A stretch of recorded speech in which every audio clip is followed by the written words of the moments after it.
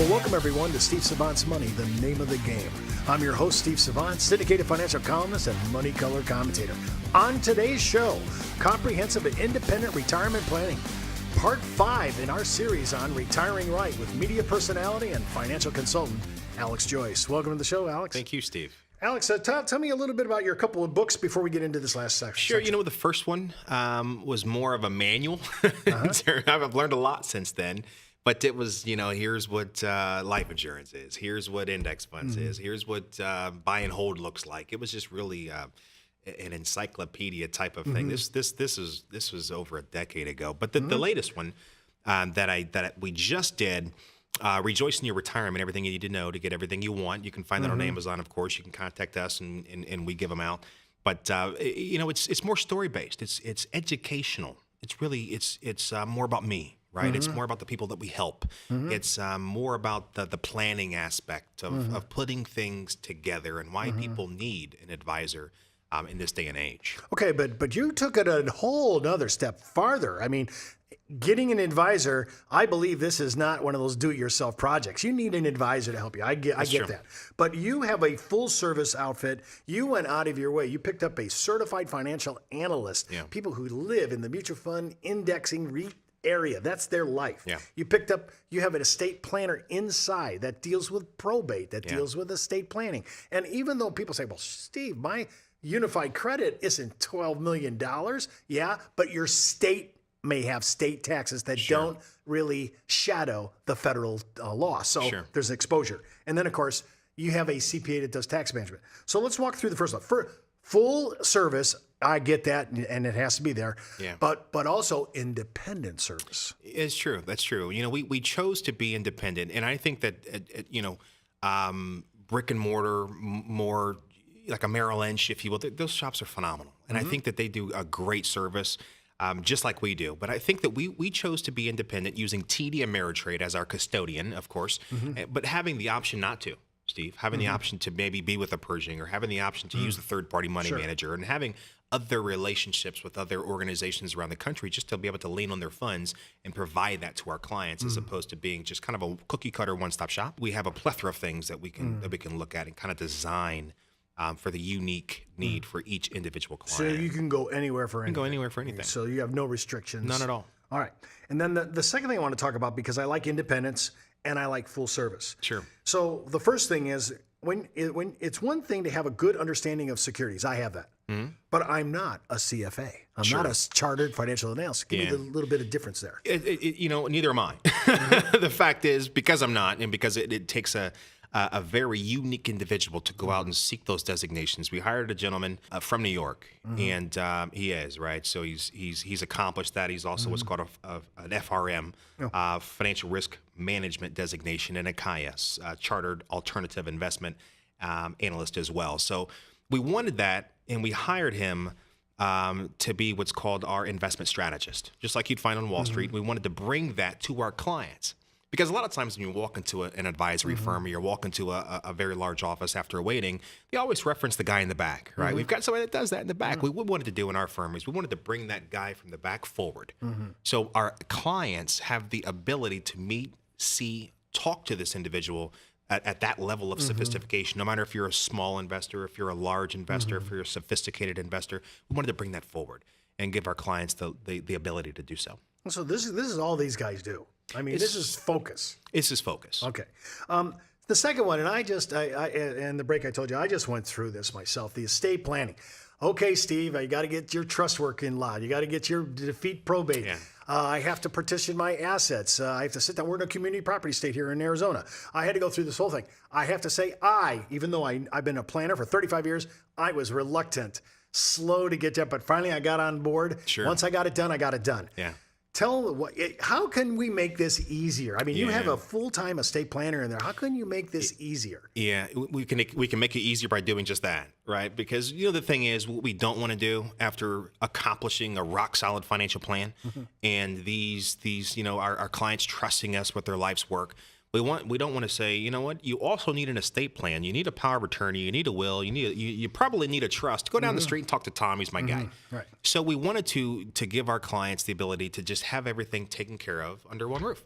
And I think that from my perspective, it's probably been one of the best decisions we've ever made. We've got calls. We send out information because we want our clients to do it.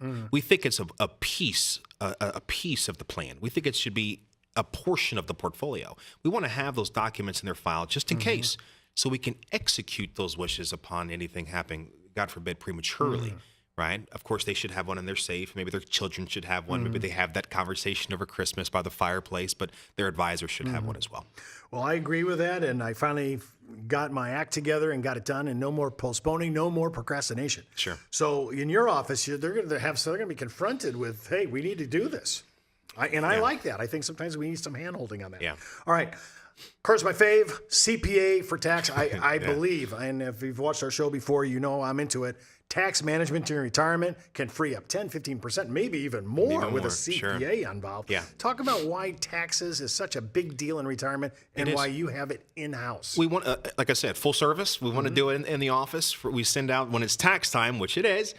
We want to make sure that they know that they can come to our office, the same organization that they came in the first place, the same hand they shook the first day we met is the same place, the same practice, the same firm. That they can come do their estate planning and their taxes. I think boomers like single shingle mentality. Right? You're coming to one place, gets it all done. I don't want to be going out to this guy and out to that guy. I kind of like that, and I think I'm typical boomer. I like the consolidation. Yeah. I think that, as their advisor, as their advisory firm, if we're giving advice, we should know what's going on from a tax basis every single year because things change. Maybe perhaps that RMD that they just took bumped them up into a new tax bracket. So how can we organize a meeting with our CPA, not just to get their questions answered on how, but maybe we can avoid it, right? As opposed to not knowing by Joe Schmo down the street what's affecting their tax bracket or what's affecting their income now. You're bringing up a huge issue here, and we could do a show on this. I'm sure we could. Taxes. We have people doing independent, non-correlated activity in their selling securities, taking income, and nobody's talking to each other. So I have my security guy over here. I have my tax guy over here. I have my annuity guy over here. I got my Social Security expert. Sure. And That's nobody's talking. And you're saying, no, we need to bring this all under one roof so that everybody's talking to each other so we're not making mistakes. Correct. And uncorrelated planning. Right. I mean, how would it make them feel when they've got their CPA there, their estate planner there, their advisor there, and an investment strategist there, right there, where they can have a meeting about what's going on with me, right? I did this. This is my life's work. How do we make it work? And how can we make sure that we have a plan that we can execute, not just for my generation, but for theirs as well? I saw at the end of the year, I saw people selling off positions to try to take their losses against their gains, right? And I applaud tax harvesting. I'm there. But they could have taken some to match up to 2018 and then forwarded the next one to 2019. That's true. So somebody didn't tell them that, right? Carry forward. Then all of a sudden the tax guy goes, why did you do this? Yeah. And he goes, well, because my security guy said, so there's coordination. And this is what I like. I don't like non-correlated planning. I like full integrated correlated planning. And this is what you guys do. This is why I like this idea, your concept, and especially because your firm is so young. I want to say one other thing about youth here on the millennial issue. Sure. All my people that I have now recommended, I don't recommend anybody over 50 because my generation is not going to be there to help them out.